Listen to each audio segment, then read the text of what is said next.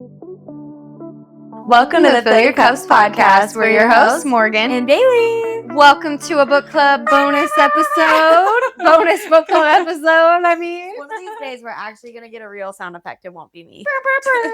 Oh my gosh. Can you imagine how distracted we would get if we had one of those soundboard things? Oh my God. That had a whole episode with just sound effects, basically. I love it. Anyway. So funny. So this month's book club episode is about Girl with the Pearl Earring by Tracy. What do you think? Chevalier? Yeah. I don't know. I would have said Chevalier, but Chevalier. That's what you by. Yeah. That was our book club episode that was August book club. So yes. It's kind of weird because sometimes since we meet in the month that we discuss the book, sometimes we read the book in the prior month. It just kind of depends where it falls. Yeah. But we met about this book, had our Girl with the Pearl Earring book club. Mm-hmm. It was Danielle's pick. Yes. This time. And her last pick last year was also a historical fiction. It was Magnificent Lives of Marjorie Post. Mm-hmm. Which I think is like the one out of two book clubs that we have not, that we did not record because I did not read that book. Oh, yeah. Because I couldn't for some reason, or not that I couldn't, I didn't for some reason. And then by the time the book club actually came around, I was like, I'm not coming to book club because I actually really want to read this book. Yeah. It seems so great. And then I never read it. That is so funny. Yeah.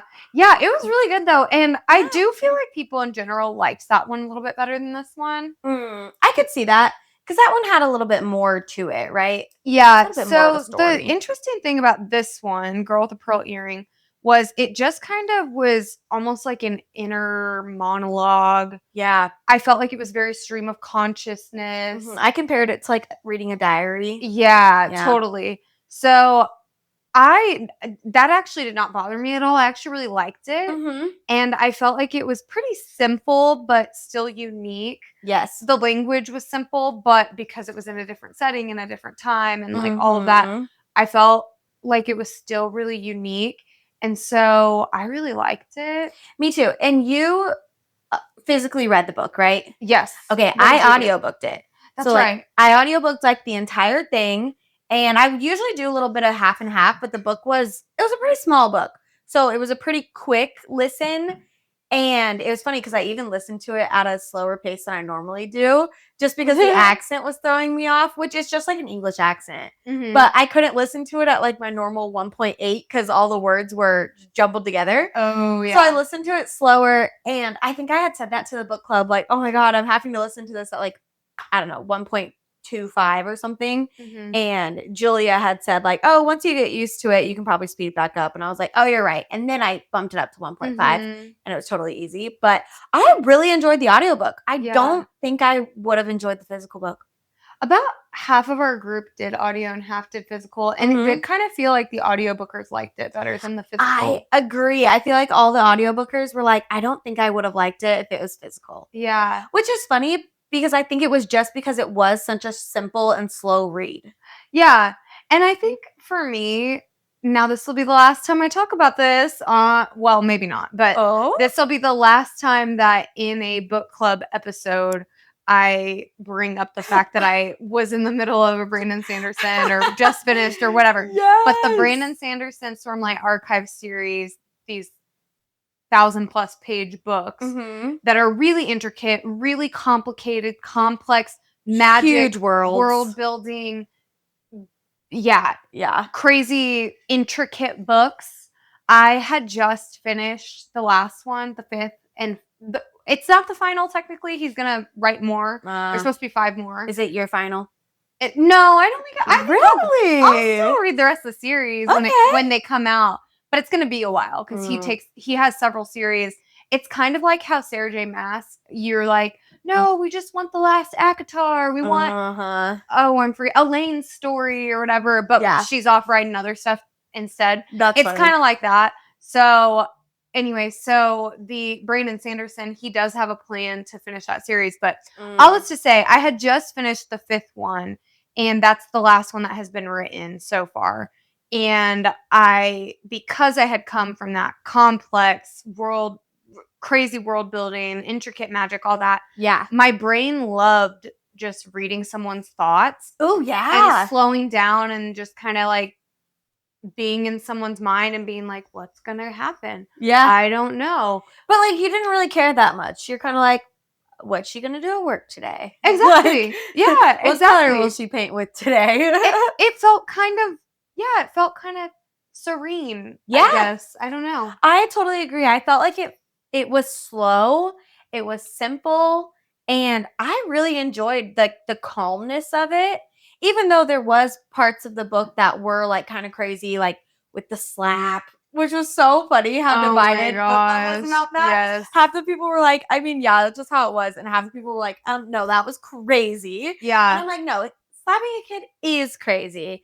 But it was also like Okay, so that's what I loved about this book, because I felt like the slap, it was pretty early on in the book. Very early. It was when she first meets the family. Yeah. And I felt like it was crazy. Yes. But- I mean, my immediate reaction was like, oh my gosh. And then I was like, all right, I guess we're just getting right into it.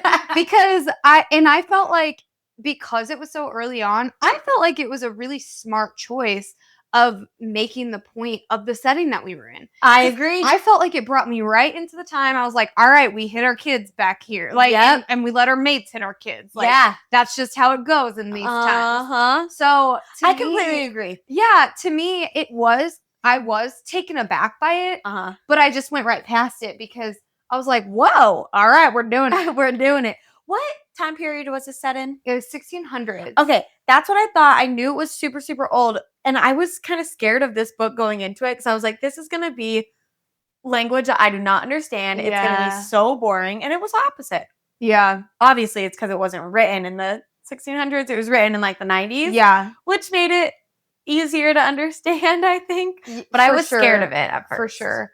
I do think that things like the obvious physical punishments and discipline of the kids, that's one thing that lent itself to that time period. And then, and also just kind of the maids in general. Yeah. So there were definitely certain things that kind of brought us back that time period. Also, her being, I don't know, just kind of how misogynistic everything was. And clearly feminism was not a thing at all. Mm-hmm. But also, when we talked about the slap and whatnot, I didn't think about this till just now, but did Taneki do? Tanika? Tanika. Tanika. That word does not look that way. Her name does not look how it reads. But anyway, so funny. Did she ever physically discipline the kids? I don't think it showed her physically disciplining them, but she had also been there for so much longer. Oh, and you know what? I guess technically she was not, her mistress was Cornelia? No. Cornelia was the bad kid. Catherine? Oh. Katerina? Yes. So I guess Katerina would have been, if she was there when Katerina was a kid, she maybe would have disciplined her. Yeah, maybe. She wouldn't have disciplined, because she made a very clear distinction all the time of, she's not my mistress or whatever. About Katerina. Dude, at one point in the book, so when I do listen to books, sometimes you miss things, especially if you're like in the middle of something else. Sometimes you just miss little details. Yeah. But they kept saying my mistress. And at one point, Katerina, it was like whenever she got pregnant, and I thought that they were saying that Tanika was pregnant, and I was like, oh, okay, so Tanika is the mistress, like the live-in mistress? Like, what? I was so confused about it, and I was like, they're just okay with like the maid / like housekeeper, whatever this girl is working for the family, they're just fine with her hooking up with the husband and getting pregnant. I was like, is this like some sister wives stuff? But then I figured it out. And I was like, oh, okay. Well, also, what is it with books having character names that are so similar? I'm like, can't you change this up at all? Like Katerina and Cornelia. Yes, I'm like, why? Yeah. And then they had, what was it? Big John, Little John? No, wait. Big Peter, Little Peter. Like, come on. It was Son Peter and Father Peter. Yes. And then they had a Van Dusen and a Van Ryven. Yeah. Oh, Ryven. yeah. I'm just like, come on. Can we not get a Frank and a Steve? Like, I need two totally different names because I feel like it takes a second for my brain to get there. Yeah. Especially if I'm listening. But then they go crazy and they do like Tanika that looks like Taneki. Yeah. Or Maria Thin. Maria Tins. Yeah. And it's like, okay, where's the middle ground? Yes. Where's the middle ground? Also, I think it was Lindsay or maybe it was Madeline had said, I think it would be really funny in the future for another book with all these character names to have the audiobookers try to spell the names. Yes, that would be so funny. The physical bookers try to pronounce the names. I was like, seriously, wait, that's hilarious because you guys are like Taneki or whatever that you keep saying. Yes. I'm like, how was that spelled? Because it was just Tanika. Yeah. I'm like, that's so funny. Yeah. No, it is not spelled like Tanika. It's crazy. I love it. I felt like yes. So back to the getting hit thing. Definitely took us back in time, which I really enjoyed that. Mm-hmm. I feel like another big piece of like debate that we had at book club was about the husband/dad and like his relationship with Greet. Yeah. So yeah, I'd be interested to see what people on YouTube think because I feel like I did feel like there was clearly tension, but it felt like it was just from her. Obviously, we're getting her point of view. And it since it reads like a diary. Yeah. To me, it reads like a girl's first crush on a man kind of situation. Okay, yeah. And I didn't really think that he was interested in her, especially since they talked a lot about the previous girl that the guy commissioned him to draw, and then he intoxicated her, got her pregnant, and then she was kind of out in the streets, basically. Yeah. And this guy, not the husband, right? Not Van Ryven. He didn't do that. The bad guy. Okay, Van Dusen, I think. I don't know. Okay. Well, the bad guy. He's the one who intoxicated and impregnated that girl. Yes. Okay. But it was it was a whole storyline that in the past, it was like the girl with the red cap or something like that. In the past, he wanted this girl to be painted with him so that anytime that they were posing, he could like give her alcohol and kind of like drunk her up. And then I think it was Tanika.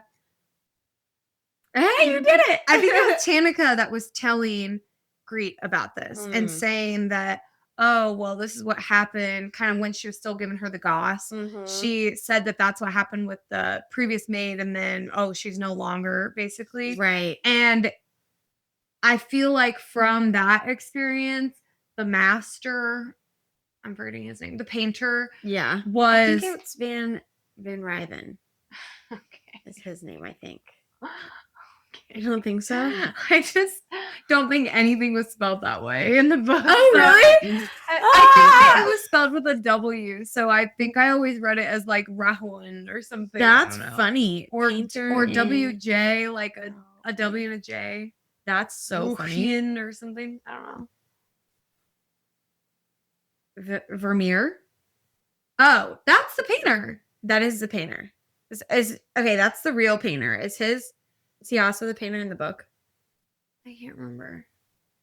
Painter and girl with a pearl.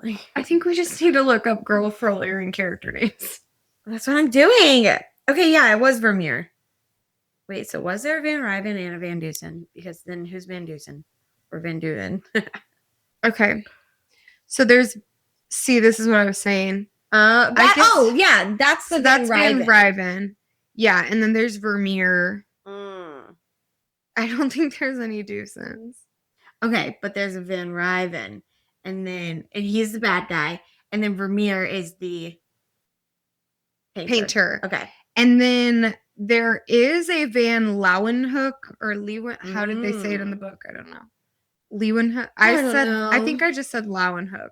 Yeah, But- Van Hook. That sounds right. So that's also probably why you're annoyed, because there's Van Ryven, Van Leeuwenhoek, Vermeer. There's definitely no Van Dusen. Yes. Okay. There's no Van Dusen. That's Serena Vanderwood. Bill. What are we talking about? Okay, anyway. Yeah. I want to get back to the girl. Me too. So originally there was a girl that Van Ryven, bad guy, asked to paint, and he ruined her life because he knocked her up. Well, he got her drunk, knocked her up, and then she's out on the streets, basically. Worse. So then I feel like Vermeer became really protective over Greet.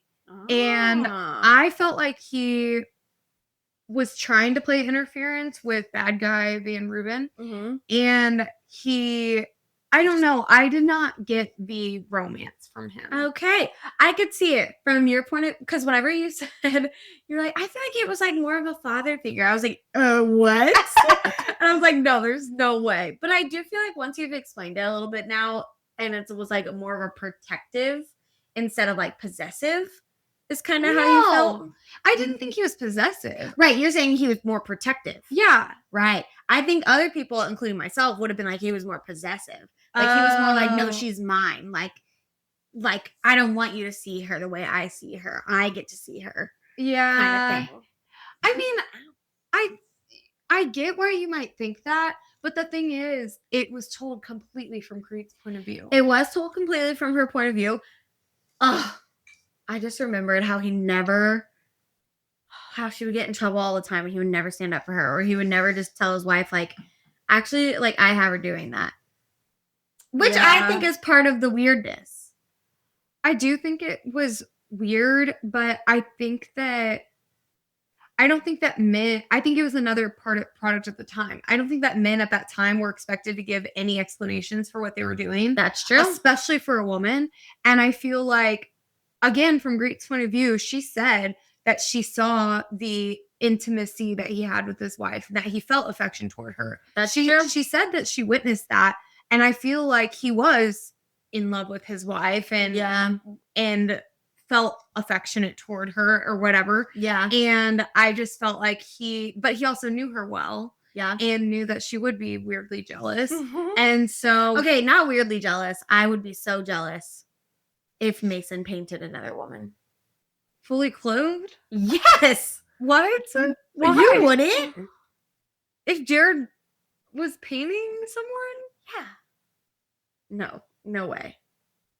It's not like a Jack and Rose situation. Okay, yeah, just because she's not naked. No freaking way am I okay with that. Let's say you go downstairs. I mean, it's like, in this day and age, it's like texting another girl. It really is. Dude, that's so funny. If he didn't tell me, yeah. Exactly. But I think that, but again, this would never happen, but if we're going with the scenario, Jared would know that he would know to tell me. Yeah. And then I wouldn't care. Yeah. Van Vermeer did not tell his wife. I know, but he knew that she would be weirdly jealous. Oh. And you're saying it's not weird that she's jealous. And I'm saying if he told her, she would be jealous. And I'm saying, I don't think it's weird to paint a maid. I don't know. I think that's so weird. I think it's so weird. And I think that this is where the perception of Vermeer comes into play. Because for me, he was this tortured artist that nobody understood. And he was like, I'm better than everybody else. I do these paintings once a year. You can't rush art kind of thing. Mm-hmm. And that he was like, oh, she kind of gets it. She wants to understand. I can teach her. And I can be her mentor. Yeah, but in a way where he didn't actually really want her to, take off with that or anything. He was just like, come with me. See, to me, it felt like, okay, again, a dad. Say that I'm a dad and I'm a painter, or her dad was a tile maker or whatever. Yeah.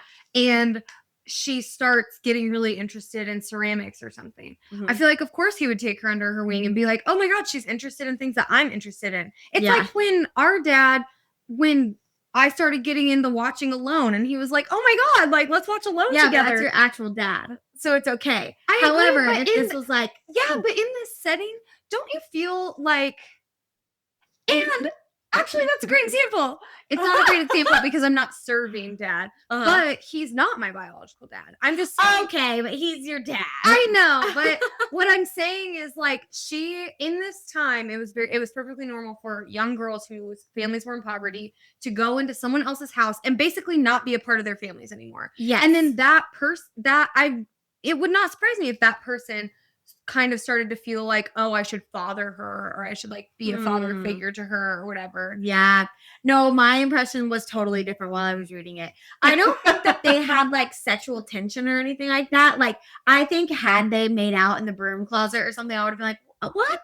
Like, this is horrible. If that happened, I would be like, yeah, I would have been like, that's actually really pervy, because I mean, she was really young. But I just feel like he was more like, this is my muse and I'm a tortured artist and she gets it. And like, I want to have her close to me. I want to have her with me.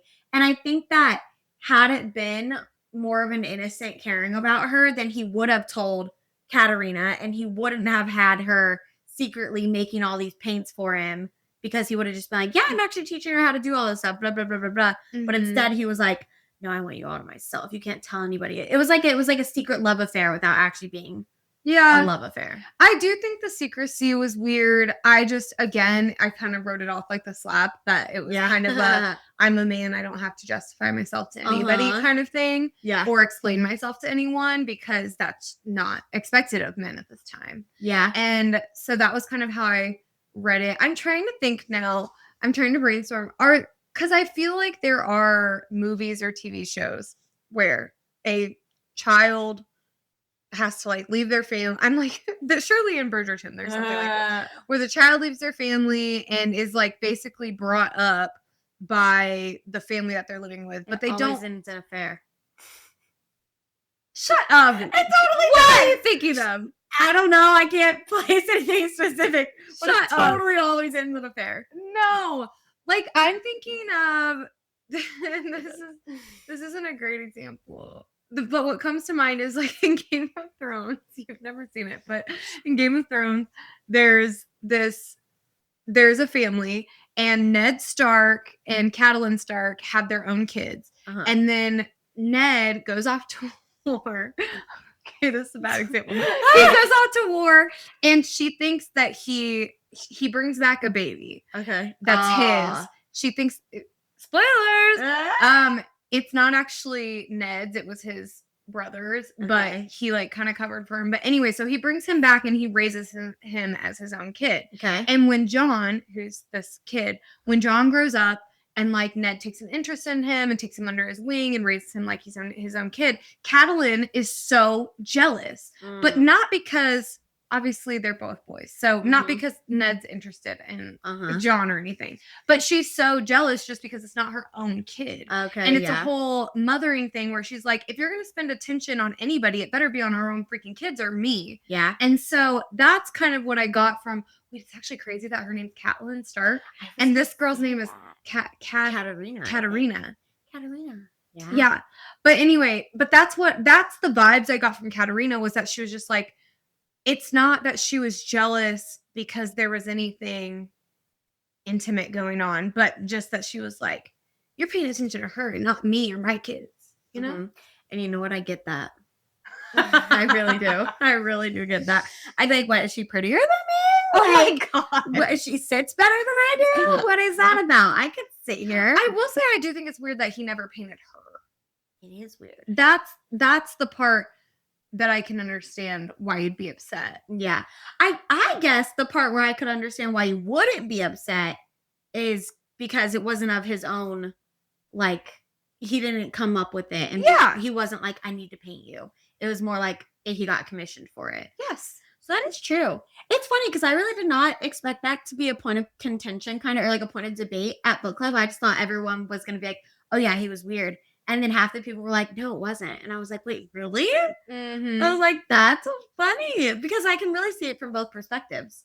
So I am interested. I think also there's just too much guessing, because you don't get his point of view. So there's too much guesswork. You really don't know what his thoughts were. That's true. And when you do see him, it's always when they're alone. Yeah. And when she's feeling... I did like how someone had, I think it was Jordan, had said, like, but don't you feel like she was a little bit afraid? Or like, do you feel like she was doing it a little bit out of fear? And I was like, yes, I do. It was like fear and admiration, like mixed together. And she didn't know what to do. I feel like had she not been the maid and had she not been employed by him, she probably would have left the situation. Yeah. But there was something about him that she was like, he makes me feel freer and he makes me feel creative and important. She was drawn into him, but also she felt like her livelihood was at stake. Yeah. So what are you going to do? Fear and admiration. What are you going to do? Exactly. Yeah. Yeah, that's true. I thought a crazy point of the book, so moving on from all that, a crazy point of the book was when Katerina continued to get pregnant. And I did not know this, but one time we were talking to Mom about like if she breastfed all of her kids or not. And she said she did not with John. I can't remember about Jordan and Julia, but like it's because it wasn't really a thing to breastfeed your kids back then because you were seen as lower class if you breastfed your own kids. That's right. Yeah, so it was like just starting to come back around, I think, by the time that like John was born, but it was still it was still heavily like you should just do formula. Bottles were easier. I think Grandma knew how to do the bottles. So that was just what she ended up doing. But I was thinking about that conversation when listening to this book because I was like, oh my God, Katerina never nursed her own children. She had like a nursing maid. Yes. And I thought that was crazy. I was like, oh my gosh. Like what? Does that mean that the nursing maid like would have had her own baby recently and then had to point. nurse Yes, I these think children? so. I think so. Or did she just, if you're producing, it doesn't stop producing unless you literally like don't have a good production. But I was like, or is this literally her job? So she never stops producing milk. Yeah, actually, if she always has a baby to produce food for, then right? I thought that was crazy. Yeah, that's weird. I just assumed it would have been another newer mom. Yeah. I mean, it could have been. But wow, that's crazy. I know. I thought that was funny. It gives me Handmaid's Tale vibes, actually, but that's like having the whole baby for someone, not just nursing for them. But I think if Katerina had more money, I could have seen her be that kind of character. You don't think that she would still want to have her own baby? I don't know. She might want to have her own babies, but I don't think it was about the baby. It was more about how she was treated when she was pregnant. Exactly. That's why I feel like she would still want to go through with the pregnancy. So maybe. Yeah. She certainly would not want someone else in her house being pregnant and getting all that attention and treatment. True. And you know what? I get that too. Yeah. You know what we didn't really talk about that I thought was interesting is kind of the concept of house poor and how it has probably been around for forever because that's what they were in that family. They had their amazing whatever house, but it was really old and not really in great shape. Their material items were like their material luxury items even were kind of worn down and whatnot. And they were kind of living painting to painting, not paycheck to paycheck, but painting to painting. And I feel like we talk about that now about how like all of our money goes into like buying a house and then you really don't have any money for anything else. Yeah. But I guess it's kind of always in that way or and now it's not even considered like a luxury item or like you're really high class if you have a house. It's just kind of an expectation. Yeah. So I don't know. I just thought that was interesting that they had the appearance of wealth, but they were really just not actually that wealthy. Yeah, they really were living paycheck to paycheck. I wonder how many people are like that. I would guess a lot of people. Yeah. I would say that probably everyone you see who lives a really luxurious life is probably not. Unless they are like literal celebrities who actually are millionaires. Like if it's a normal person like us and you can tell that they're like really living in luxury, they're probably not actually in luxury. Like they got credit card debt or something. Yeah, I don't know. Exactly. No, that's a good point. Something we did not talk about was the very end of the book, which I was surprised about. Or not the very end, but like the fight scene between Katerina and Vermeer and Greet, like up in the attic when Katerina goes up there and she's like, what the hell? You're painting this?